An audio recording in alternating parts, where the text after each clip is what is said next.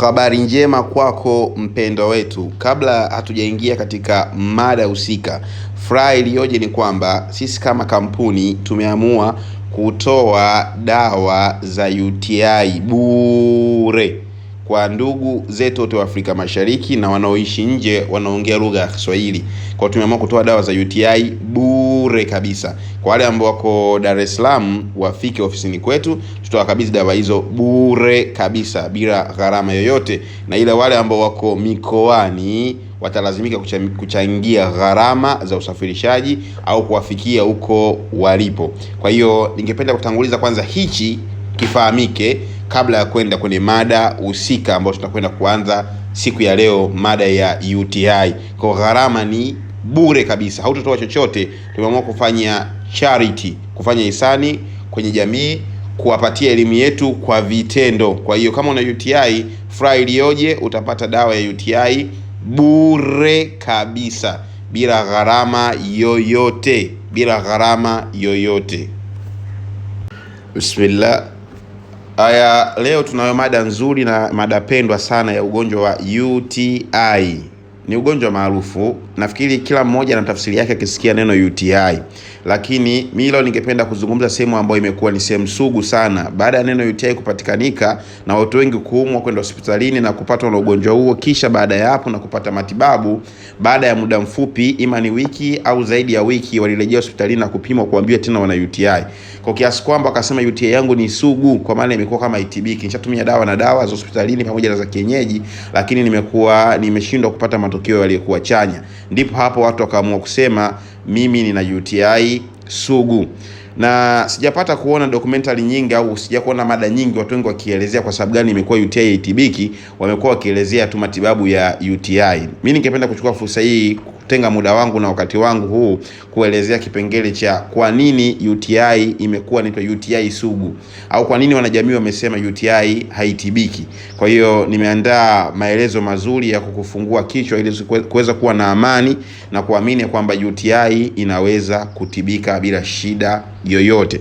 Ni mimi mzungumzaji Profesa Kashaga, niko na mdau, mwakilishi wa jamii, mwakilishi wa umma. Atachukua nafasi hii kuuliza maswali upande wa jamii na kujibu maswali upande wa jamii, vile jamii inavyofahamu na vile jamii inavyotambua kuhusiana na ugonjwa huu. Kwa hiyo kabla tujaingia kwenye mada yetu ya UTI, tutampa nafasi mwakilishi wa jamii atueleze yeye kama yeye anaposikia neno UTI huwa anafahamu nini kwenye jamii, au yeye anajua maana UTI ni nini. Karibu mwakilishi. UTI ni nini unavyosikia, unapofahamu kwenye jamii? Kwa jina naitwa Bakari Mchemvu. Ndio. Kwa kweli tunapokwenda hospitalini tunauliza sana masuala ya UTI. UTI ni nini? Kwa hiyo tunashindwa kuelewa UTI ni nini. Kwa hiyo unakuta kwamba ukiambiwa mara au sijui mkojo umefanyaje, mara hivi. Kwa hiyo unakuta kwamba maana UTI rasmi mimi kama jamii wasielewi UTI ni kitu gani. Lakini unawezaje kumuelezea mtu anapokuambia ameambiwa na UTI? Wewe unaelewa nini? Labda mkeo au ndugu yako anapokuambia nimeambiwa na UTI, wewe unahisi umeambiwa na nini?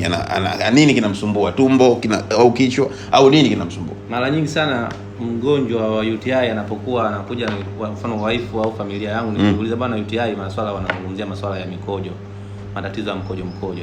Sawa. Sasa mimi nitatumia notes nyepesi kama ilivyokuwa ada, sema makusudio na dhamira ni kuelekeza na watu kuelewa ili mradi waweze kuwasaidia wenzao na si kuonesha uwezo wa taaluma. Kwa hiyo sitotumia maneno ya Kiingereza, nitayakata na nitayaruka, na sitotumia lugha yote ngumu, nitatumia lugha iliyokuwa nyepesi. Tunapozungumzia UTI tunazungumzia ni maambukizi ya kwenye njia ya mkojo. Maambukizi ya kwenye njia nini? Ya mkojo. Na tunapozungumzia njia ya mkojo tunazungumzia njia sehemu za uzazi, tupu ya mwanaume na tupu ya mwanamke, kwa sababu hapo ndo njia ya mkojo ima inaanzia kwenda ndani na ima inaishia kutoka nje. Kwa hiyo tunazungumzia maambukizi, program nzima inaanzia kuanzia hapo mpaka mkojo unapoanzia mpaka kutoka. Naelewa. Kwa hiyo ndo maana UTI. UTI ina neno la Kiingereza, ina haja ya kudili nalo, lakini tafsiri yake inakuwa inazungumziwa hivyo. Ni kwanza ni mjumuiko wa magonjwa yanapatikana katika maambukizi ya njia ya mkojo. Kwa maana kwamba UTI sio ugonjwa mmoja. Ndio. Kuna magonjwa mbalimbali ya aina hiyo. Magonjwa ni kesi ya aina hiyo ndio inaitwa nini? UTI. Ni kama chango la uzazi, sio ugonjwa. isipokuwa magonjwa yanayoshambulia via vya uzazi au yanagusa via vya uzazi yanaitwa chango la uzazi. Kwa kusikia mtu ana chango la uzazi maana kwamba hana ugonjwa mmoja. Ndio. Kuna ugonjwa ambao ufahamiki. Unaweza kuwa ni uvimbe kwenye kizazi, inaweza kuwa fangazi sehemu za siri, inaweza kuwa ni PID. Kwa miongoni mwa magonjwa hayo kwa ujumla ndio yanaitwa magonjwa ya chango la uzazi. Kwa UTI sio ugonjwa mmoja. Ni magonjwa yote ambayo yanagusa ule mfumo wa mkojo. Kwa mtu yote kupata na ugonjwa ambao unagusa mfumo wa mkojo, jina lake ndio linakuwa UTI. Lakini si ugonjwa maalum, ni huu ni UTI. Na mara nyingi magonjwa hayo yanaweza kusababishwa na bakteria, yanaweza kusababishwa na fungus, yanaweza kusababishwa na virus. Lakini mara nyingi hasa nondo yake ni bakteria. Kwa bakteria mara nyingi ndio wanasababisha UTI. Kwa lakini si ugonjwa. Ndio. Umeelewa? Ile ni mjumuiko wa magonjwa yanayosababisha masuala. Ni sababu unaposikia magonjwa ya moyo, kuna moyo kutanuka, kuna moyo kuziba, moyo kuwa na tundu. Ndio mfano wa sentensi hiyo. Sawa. Sasa katika mfumo huu wa maisha wa mwanadamu kuna baadhi ya bakteria ambao wanaishi katika mfumo wa chakula na kuna baadhi ya bakteria ambao wanaishi katika mfumo wa haja kubwa kama ulinzi katika mfumo wa haja kubwa. Lakini bakteria hao wakitoka katika sehemu ya mfumo wa haja kubwa wakaingia katika mfumo wa haja ndogo wanaleta madhara. Naam. Umeshaelewa? Ni kama chumvi uitoe kwenye supu uitie kwenye chai. Haitakuwa na ladha. Umeelewa? Kwa hiyo ndio nimeeleza ya ufupi namna gani unaweza kumzindua mtu kuhusiana na neno nini UTI. Kwa mfano mtu anaweza kauliza labda kwa kifupi kidogo, anaweza kupata kidogo changamoto kuhusiana hapo na mfumo wa haja kubwa. Anaweza kaeleza labda kuna bakteria kwenye mfumo wa haja kubwa wapogo tu. Mtu anaweza wakaama katika mfumo wa haja kubwa kwa kujisafisha. Mtu anaweza kujisafisha sehemu ya haja kubwa afu asinawe vizuri akajisafisha sehemu ya tupu ya mbele, akawa amehamisha wale bakteria. Inaweza kama mtu akamuingia mwanamke kinyume na maumbile akishaje akamuingia mbele, akawa amemwambukiza. Kwa hiyo ni njia moja wapo unaweza kutumia lugha nyepesi, mtu anaweza kuhamisha ule ugonjwa. Mwanamke pedi anaweza kutumia zile pedi kwa kuna unyevu. Ule unyevu unapelekea kuzalikana kwa bakteria wale pale na wanabadilika hali. Mtu anapata wale bakteria wanatoka katika yale mazingira ya pedi wanaingia ukeni. Naam. Na akiingia ukeni pia mwanaume naye anamuingilia anachota wale bakteria anampelekea mke wake mwingine kama alikuwa nao. Naam. Hapa kuna siku moja nishawahi kwenda hospitali. Wakaniambia kwamba matatizo ya UTI yanaambukiza hata na masuala mavazi, na chupi nini. Ndio tutaendelea katika visababishi. Naam. Tunaendelea katika swala zima la visababishi. Kwa hiyo tushaelewa maana ya UTI. Kwa hiyo tumetumia muda mrefu kueleza maana ya UTI, maana ndio msingi wenyewe. Mtu aelewe UTI ni nini. Lakini sehemu inayofuatia UTI ina vigawanyo. UTI ina vigawanyo kwa maana kama maambukizi ya juu na maambukizi ya chini. Kwa maana maambukizi ya juu yanagusa kwenye upande wa figo kushuka kwenye kibofu cha mkojo. Na maambukizi ya chini yanagusa kwenye kibofu cha mkojo kuelekea juu. Umeshanielewa? Kwa maana kama maambukizi ya juu yanagusa UTI ya ndani. Yanaozalikana ndani. Tutaje kuangalia kwa sababu gani kuna UTI inazozalikana ndani tutaeleza. Lakini maambukizi ya chini inalenga UTI ambayo inatoka nje kuingia ndani. Mfano wake kama tuliogusa hiyo ya njia ya haja kubwa. Kuna UTI ambayo inazalikana humo ndani kwa mwili na kuna UTI ambayo inazalikana kwa kutoka nje kuingia ndani. Lakini asili vinaingia ndani katika nini? Mfumo wa mkojo. Kwa hiyo UTI kinakushambulia inaathiri ile njia za mfumo wa mkojo, inaweza kaathiri mpaka figo, inaweza kaathiri mpaka kibofu cha mkojo. Kwa hiyo ile program nzima ya mfumo wa mkojo. Naam. Hapo tumeelewana? Sasa kuna visababishi ambavyo vinapelekea mtu kupatwa na ugonjwa wa UTI. Kwa sababu gani mtu anapatwa na ugonjwa wa UTI? Viko vingi, lakini kisababishi cha kwanza mimi nafikiri ni ukosefu wa elimu. Mtu kukosefu elimu juu ya ugonjwa huu ni sababu namba moja inapelekea mtu kupata ugonjwa wa UTI. Angekuwa anaelewa UTI ni nini, angejua namna ya kukabili. Kwa kisababishi namba moja ni ujinga. Sawa? Lakini kisababishi namba mbili ni mfumo dhaifu wa kinga. Kwa wale watu ambao wanakuwa na kinga duni, kinga dhaifu, wanakuwa wanapatwa na UTI mara kwa mara. Kwa maana kinga yao ya mwili haihimili kupambana na bakteria wa UTI. Kwa unaweza kupata UTI wakakuingia, lakini kinga ya mwili inapokuwa ina nguvu inapambana. Kwa hapo unaweza kuzungumzia watu wenye miili mikubwa, watu ambao wako overweight, wana uzito mkubwa kupita kiasi, watu wazingatie ile mifumo ya ulaji wa chakula, wanakuwa wana uwezo mkubwa kushambuliwa na maradhi mbalimbali pamoja na nini? UTI. Haya. Na sababu namba tatu ni watu wanaotumia programu za kuzuia mimba. Watu ima wanatumia zile dawa, sindano, vipandikizi, vijiti, condom. Naam. Wako katika sehemu kubwa hatari ya kuzuia kupata UTI. Maana hivyo ni vitu ambavyo vinapelekea upatikaniki wa UTI. Kwa hizo dawa ni miongoni mwa chachu za uzalishaji wa bakteria ambao wanapelekea mtu kufanyaje? Kupata UTI. Kama unatumia hizo njia nilizitaja kwa haraka, nimezikumbuka ni 5. Nimezuia vijiti, vidonge, kitanzi, kipandikizi, condom. Ni miongoni mwa chachu ambazo zinapelekea mtu kupata nini? Ugonjwa wa nini? Wa UTI. Lakini sababu nyingine ni matatizo ya hormone. Unaelewa? Kuna baadhi ya hormone katika mwili zinapokuwa hazina uwiano mlinganifu, kama zikipungua zinapelekea mtu kupata UTI. Haya. Tatizo lingine, mtu mwenye tatizo la mmeng'enyo wa chakula yuko hatarini kupata UTI. Kwa sababu tulisema miongoni mwa bakteria wanakaa katika mfumo wa mmeng'enyaji wa chakula. Kwa mtu anapokuwa na mmeng'enyo wa chakula, kuna uwezekano wa bakteria kuhama katika ule mfumo wa mmeng'enyo wa chakula kuingia katika mfumo wa mkojo. Kuna maelezo marefu ya kitaalamu tukianza kuyachambua atakuyasaidia, lakini tuelewe kwamba utajuaje kama na mfumo wa mmeng'enyo wa chakula? Ni mtu ambao anasumbuliwa kupata choo. Mtu ambaye anasumbuliwa kupata choo kinakuwa kigumu, choo kwa shida, anakuwa yuko hatarini kupata ugonjwa UTI. Sababu nyingine ni mtu mwenye matatizo, mwenye hali ya kukaa kwa muda mrefu bila kutembea. Wale watu wanakaa ofisini. Nafikiri nikisema hivi ndio wao utakuwa unajikagua mwenyewe. Mtu ana tabia ya kukaa muda mrefu sana. Kama kina mama wana tabia kukaa muda mrefu, kazi kirefu. Kwa hiyo wako hatarini kupata UTI. Haya, sababu nyingine ni tendo la ndoa. Linakuwa ni sababu kubwa ya mtu kupata UTI, kwa sababu mtu anaweza akachukua ugonjwa kwa mtu mwenye UTI akampelekea mtu asiyokuwa na UTI. Kwa maana kama mwanamke ana UTI, wewe una UTI, ukapewa UTI na mwanamke. Na kama mwanamke wako mwingine ukampelekea UTI. Na sababu ya mwisho ni usafi. Usafi unapelekea mtu kutokuwa na usafi, unapelekea mtu kupata ugonjwa wa UTI. Ndio point ulizungumzia hapo. Akasema hospitali uliambiwaje? Walisema kwamba bana mavazi, mfano nguo zile kwa kuvaa wakati akiwa bado mbichi. Nguo kuvaa kwa bado mbichi kuna majimaji. Yale majimaji yanapata joto yanasababisha bakteria, unakuwa unapata UTI. Yes. Kutumia kuvaa nguo kwa muda mrefu inasababisha UTI. Kuchangia nguo inasababisha UTI. Kukaa na pedi kwa muda mrefu unasababisha UTI. Unaelewa? Sasa jamii yote shida ndio inaanzia hapa. UTI sugu inaanzia hapa. Tuelewane mzee. UTI sugu inaanzia hapa. Kwa nini kwa UTI sugu? Jamii yote katika pointi zote wenyewe wanatumia pointi moja tu. UTI ni ugonjwa unatokana na uchafu. Mtu kutokuwa msafi. Kwa hizo pointi zote watu wanaachana nazo. Kwa mtu anapoambiwa UTI maana yake anaona yeye ni mchafu. Bana kujisafisha tu, labda atazingatia labda kubadilisha chupi zile atavaa za cotton.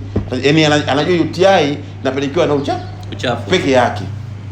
Hapo anajiuliza mbona mimi msafi lakini mbona kuna mtu mmoja anasema kwamba mbona mimi natumia chosha peke yangu? Lakini nimepata UTI. Sasa inakuwa mbona UTI mbona kama itibiki? Kwa sababu inakuwa itibiki, mtu kakosa elimu na jibu lake kubwa yeye anatambua kama UTI unapata endapo utakuwa mtu mchafu. Kwa sababu gani? Ndio hiyo jibu liloambiwa hospitalini. Kweli. Hiyo nguo si umeambiwa nini? Kwa mtu anapewa elimu hiyo kitu peke yake. Kama kipo hicho peke yake hicho tunachozingatia. Je, yote yalobakia huku 2 3 4 5 6 7. Hayo yote 7 anamwachia nani? Kwa maana kwamba yeye anajilinda na kujikinga na jambo hili usafi tu peke yake. Lakini kumbe si usafi peke yake ni chachu ya mtu kupata UTI. Kuna mambo mengine 7. Je, mpaka hapo utakuwa na swali lolote? Bana, katika mazingira hayo sina swali. Kwa umeelewa UTI inasababishwa na nini? Mfano inasababishwa na nini kwa haraka unapokumbuka? Moja katika mfumo wa kinga ya mwili kwa dhaifu. Nafikiri utakuwa umeshanielewa. Ya mimba, hormone balance. Basi utakuwa umefahamu vizuri. UTI ina dalili kibao, kwa maana dalili nyingi. Kiuchache nitaeleza miongoni ya dalili ambazo zinaweza kumpata mtu kuwa na UTI. Dalili namba 1 ni kutojisikia vizuri, kwa maana kwamba kujisikia uchovu mara kwa mara. Unapoona dalili hii unaweza kuwa na UTI, japo ni dalili inaingia kwenye homa, typhoid na magonjwa mengineyo. Kwa hiyo dalili ya uchovu. Lakini dalili nyingine ni maumivu katika njia ya haja ndogo wakati wa kukojoa. Unapokojoa unaposikia maumivu, maana una UTI. Haiwezekani mtu akawa na gondo, kaswende na si magonjwa yote ya zinaa asiwe na UTI. Yaani ukishakuwa na ile magonjwa mengine ya zinaa, UTI lazima utakuwa na kwa sababu ndio njia ya mkojo yenyewe. Kwa maumivu wakati wa kukojoa ni miongoni mwa magonjwa nini? UTI. Kukojoa kiasi kidogo mara nyingi ni miongoni mwa dalili za ugonjwa wa UTI. Mkojoa ti, mkaa kidogo mkojo. Mkojoa ti, mkaa kidogo tena mkojo. Mkojoa ti, mkaa kidogo mkojo. Hiyo ni miongoni mwa dalili za nini? UTI.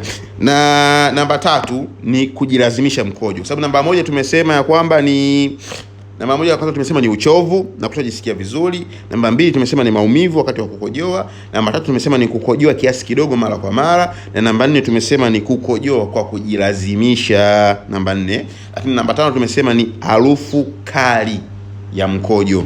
Harufu kali ya mkojo, namba 5. Namba 6 ni kusema ni kujisikia hali ya maumivu katika tumbo, upande wa kibofu au upande wa kinena na maumivu. Hiyo ni namba 6. Haya, nilikuwa na swali katika hizi hoja za dalili za mkojo.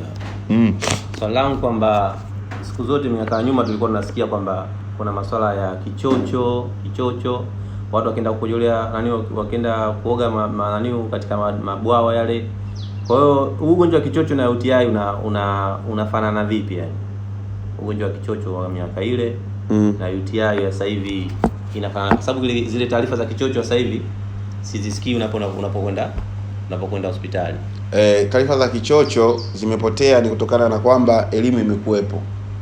Na kichocho wana bakteria wao, kama nakumbuka kwa bilharzia, kama nakumbuka wana bakteria maalum, lakini kichocho anaingia katika miongoni mwa mifumo ya mgonjwa wao, kwa sababu walikuwa wanakusudia maambukizi ya njia za mkojo, kwa maana kwamba ule uchafu wa lile bwawa wanaweza kupatikana wadudu wakaingia katika tupu.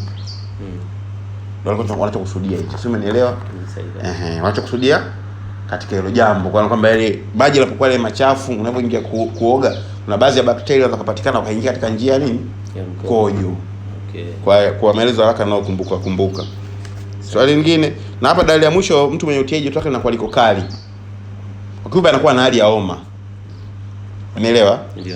Kwa hiyo hapo tumeangalia maana ya UTI, tumeangalia vigawanyo vya UTI. Kuna UTI ya chini na UTI ya juu. Tukasema UTI kuna UTI ambayo inafanyika ndani ya mwili na UTI inafanyika nje ya mwili. Tukasema kama UTI inafanyika ndani ya mwili ndio inagusa mmeng'enyo wa chakula, inagusa masuala ya homoni, inagusa mfumo wa kinga ya mwili, inagusa kukaa kwa muda mrefu. Lakini UTI ya nje ya mwili inagusa swala zima la kutumia dawa za kuzuia mimba, inagusa swala zima la usafi, inagusa swala zima la tendo la ndoa.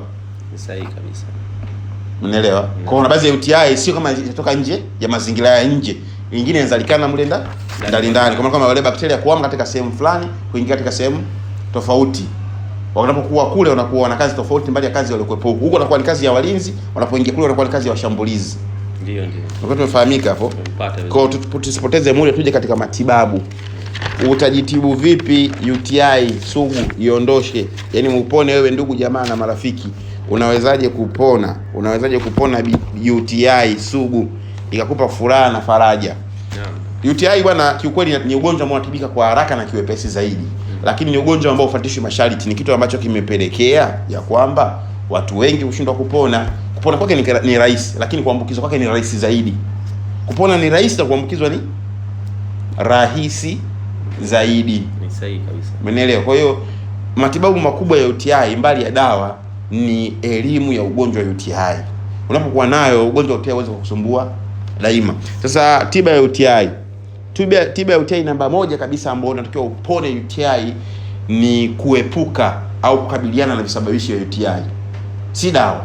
Tiba namba moja ni kuepuka na kukabiliana na visababishi vya ugonjwa wa UTI. Kwa maana kwamba tiba namba moja ya UTI tunaweza kusema ya kwamba hakikisha unajenga kinga yako ya mwili na kwa dhaifu. Kama wewe ni bigi, kwa maana ni bonge, kuwa na BMI normal, kwa maana kuwa na uzito unastahili kutokana na afya yako moja. Lakini pia mbili, jitahidi kutumia vyakula vyenye asili ya uchachu, asili ya original, vinaitwa rutaceae, kama machungwa, mananasi, malimao, ndimu, zabibu na mengineyo. Vyakula vyote ambavyo vina asili ya uchachu ile, maembe kunatakiwa utumie kwa wingi, kwa sababu ni vitu ambavyo vina vitamini C na vinatumika katika ujenzi wa kinga ya mwili. Kwa hiyo ni tiba namba moja.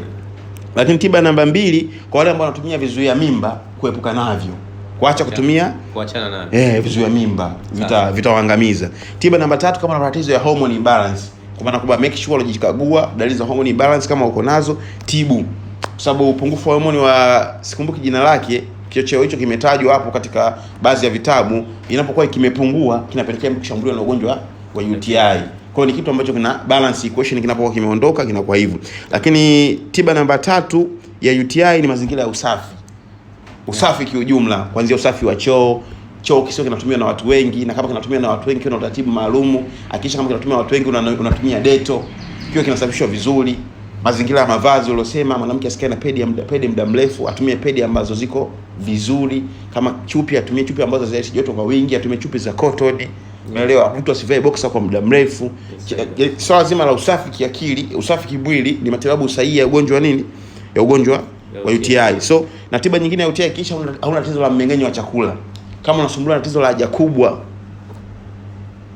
choo kinatoka cha kukatakata, choo kama chambuzi, choo kinakuwa kitoki, kinatoka na harufu mbaya, jua kufanya UTI kwako itakuwa inakusumbua. Tumeelewana na kukaa muda mrefu bila kutembea, unabidi kuepukana na hilo jambo. Kuna tukianza kufanya mazoezi, kuruka kamba, kukimbia. Kama una UTI ya muda mrefu, make sure unafanya hivyo vitu. Unaruka kamba, unakimbia, unatembea kidogo, kujifanyisha mazoezi hapo nyumbani kwako. Watu wanaposikia swala zima la mazoezi, jua wanakataga tamaa kwa sababu wanajua gym inatakiwa au uwanja unatakiwa. Mazoezi haina maana hivyo. Unataka kutenga dakika 8 kila siku, asubuhi dakika 8 baada ya kuamka, dakika 8 kabla ya kulala. Ima kuruka kamba, ima kuruka kichula, kufanya squat au kufanya kile ambacho unaweza mwili ukatoka jasho. Hilo ni jambo swala zima la mazoezi. Lakini na jambo la mwisho ni usalama na elimu juu ya tendo la ndoa. Kwa make sure na usalama na elimu juu ya tendo la ndoa. Kwa maana kwamba mke wako ana UTI, kesha pimwa na UTI. So far unabidi mshirikiane kama wanandoa wote, mkiwa wawili au watatu. So unajikuta yule mwanamke anatumia dawa za UTI peke yake. Mwanaume unaenda kumuingilia, unabeba UTI, afu unamgia mke wako mwingine. Umeelewa? Kwa UTI inakuwa inazunguka. Unasikia pesa inatembea, maana kama UTI pia inatembea. Kwa unamgia huyu na mgia huyu, unakuwa mnapokezana UTI. So pale inakuwa inategemea na kinga ya mwili. Kuna baadhi ya mtu kinga yake ya mwili inakuwa iko shupavu, kwa maana kwamba haionyeshi kutetemeka kwa UTI, kumbe UTI anayo. Kwa hiyo ukija ukipata kinga yako ya mwili ni duni au dhaifu, unafanya kazi. Kwa hiyo unajikuta umepata nini? Ugonjwa wa UTI. Nafikiri hapo umenielewa. Hizo ni njia za kujikinga na ugonjwa wa UTI. Sasa tunakuja katika njia nyinginezo. Point namba 1 ilikuwa ni kukabiliana na visababishi. Na tumevieleza visababishi hapo pendwa, unatakiwa uweze kukabiliana navyo. Lakini pointi nyingine ni kwamba make sure unapokuwa una ugonjwa wa UTI, ujitahidi kunywa maji mengi. Kunywa maji mengi ya kutosha kwa ajili ya kusafisha ile njia nini? Ya mkojo. Kula sana miwa. Ushaelewa? Ili kwa kusafisha njia nini? Ya mkojo. Make sure unakuwa unapata lishe bora. Lengo hasa kupata lishe bora, tunazungumzia kupata kinga nzuri ya mwili. Unapokuwa na lishe, unapata lishe duni, unakuwa na kinga dhaifu, UTI muda wote inakuandama. Mshanifahamu? Haya. Na njia nyingine, unatakiwa jitahidi kukojoa baada ya kuwa umesex. Unapokuwa umeshiriki tendo la ndoa na mkeo, jitahidi unapomaliza pale ukojoe. Maana kwamba kama kutakuwa na maambukizi yameingia pale, unakwenda kukojoa, unakuwa na flash kabla hajafika kwenye kibofu na kuelekea mpaka kwenye figo na kadhalika. Tumeelewana? Na pia kwa mtu anaotumia mihadarati kuanzia pombe, bangi, sigara, sio dawa kulevya nini, yuko hatarini sana kupata ugonjwa wa UTI. So make sure kama unafanya hivyo vitu ni kuachana navyo ili kuweza kupata ugonjwa wa nini? Wa UTI. Na usafi tumesema, tunapiga kelele, usafi uzingatiwe, japokuwa unazingatiwa usafi, lakini si chachu peke yake ya kuweza kuepuka ugonjwa wa UTI. Kwa maana kuzingatia na mengineyo ndio kujikabili na ugonjwa wa UTI. Usafi ni kipengele kimoja wapo katika visababishi vya mtu kupata ugonjwa wa UTI. Viko vingine 7 tumesema. Mbali ya neno usafi, unatakiwa ufanyaje uweze kuvijua. Na wale ambao wana spray sehemu za siri wanapata ugonjwa wa UTI. Kuepuka hivyo. Kuna baadhi ya wanawake sometimes wanachukua wanajifukiza, wanapiga perfume sehemu za siri ili mradi anukie. Yuko hatarini kupata ugonjwa wa UTI. So far kwa mimi kama mtaalamu wa tiba asilia, mdau mdogo katika tiba asilia, niko na haja ya kutoa ushauri kwamba kama endapo utapata ushauri huu tuliotoa, yawezekana kutumia dawa za hospitalini za UTI na mambo yakawa mazuri. Si lazima kutumia dawa za asili, japokuwa dawa za asili ni bora kuliko dawa za hospitalini, lakini kuna baadhi ya magonjwa dawa za hospitalini zinakuwa zina nguvu na zinatibu kwa haraka zaidi kuliko dawa za asili. Na kwa gharama zake ni ndogo. Umeelewa? Unakuta kuna tiba asilia ya UTI gharama yake inakuja kusimamia mpaka 40. Wakati hospitalini unaweza kutumia shilingi 5,000 na ikatibu kwa haraka. Umeelewa? Sasa unakuja kuna tiba asili unapigwa hela kwa sababu itaisha kwa ni sugu. Kwa nini upewe dawa ya muda mrefu, upewe dawa kali, lakini dawa ya kudumu ya UTI ni elimu. Unapokuwa na elimu ya UTI, kwa hiyo una maamuzi yako binafsi. Unaweza kutumia dawa ya hospitalini kujitibu UTI, na pia unaweza kutumia dawa ya miti shamba kujitibu UTI, japokuwa kuna baadhi ya watu wanatumia bicarbonate of soda, kwa maana kwamba wanatumia ile ya kuwekea kwenye mandazi, kitu kama hicho. Waga wanachukua maji glasi moja, wanatia kijiko kimoja, wanakunywa, wanafanya vitu kama hivyo. Lakini mimi nakushauri kwamba usipate mapepe, unaweza kutumia dawa za hospitalini vizuri kama ulivyoelekezwa na daktari wako. Jambo la msingi ni kuzingatia masharti. Zingatia sana nini? Masharti. Zingatia sana masharti hayo tuliyosema na visababishi. Mti itakuwa kuondoka na utakuwa mwenye kusahau kwa uwezo wa Mwenyezi Mungu. Kuna swali lolote labda hujaelewa, unataka ufafanuzi wa ziada? Hapana. Kote umeelewa? Yaani nimeelewa vizuri. Sasa unaweza ukawashauri nini jamii unadi waweze kujikinga na UTI? Wafuate kanuni na taratibu ambazo zimefanya nini? Zimeelekezwa. Kwa hiyo ulivyoelewa binafsi, wewe unaweza kuwa balozi kivipi? Unaweza kuwa ni balozi wa namna gani kuelekeza ugonjwa wa UTI? Ukiambiwa ueleze UTI kwa kifupi ungeeleza nini? Kama unatoa elimu kwenye jamii ukirudi. Kuwapa elimu kwamba waachane na visababishi vya UTI. Ambavyo visababishi kwa haraka nini unakumbuka? Moja ya visababishi ni vizuia mimba. Ndio. Unaona bwana? Moja ya visababishi ni vizuia mimba. Na vingine ni hivyo usafi, unaona? Hormone imbalance. Unaona? Kwa hivi ndio baadhi ambavyo na mtu akikwambia kwamba mimi nishatumia dawa za UTI takriban miaka 4 au kwa muda mrefu, lakini nimekuwa si mwenye kupata matokeo chanya, UTI yangu imekuwa yenye kurejea kila wakati, unamshauri nini ili bradi aondokane na ugonjwa huo wa UTI? Hapo sasa ndipo nitamshauri kama kuna uwezekano atumie sasa tiba mbadala ili mradi apate tiba ambayo yakueleweka. Mfano wa tiba mbadala nini? Ni atumie dawa ambazo za kiasili, tiba vya asili, miti shamba. Jibu ni kwamba utabidi umshauri apate elimu kuhusiana na ugonjwa wa UTI, afahamu visababishi ni vipi, kwa maana kwamba kutibu kitu ambacho haukifahamu sasa kutafuta na kitu usichokijua. Unatafuta nini unasema sijui. Kwa hiyo ukakipata maana unachokitafuta pia ufanyaje au ukifahamu. Kwa watu wengi hawafahamu ugonjwa wa UTI. Kwa wakiambiwa tuna UTI unapewa dawa. Kwa inabidi ufahamu visababishi ili kuweza kuepukana na UTI. Kwa hiyo tulikuwa na mdau hapo wa kijamii alikuwa anajitahidi kuonesha ufahamu wake na ufahamu kuhusiana na kijamii na ugonjwa wa UTI kwenye jamii na namna gani ataweza kusaidia jamii. Kwa hiyo na imani atakuwa amepata faida kubwa na wengineo mtakuwa mmepata faida kubwa zaidi kuhusiana na ugonjwa wa UTI. Kwa hiyo kwa tips nyingine za utafiti na tiba asilia kama hizi unaweza kuwasiliana na sisi au ukatembea website yetu, ukatembea page zetu, ukatembea channel zetu kupata elimu bure bila mipaka kuhusiana na tiba, lishe, virutubisho, mimea, tiba na ushauri. Nawashukuru sana.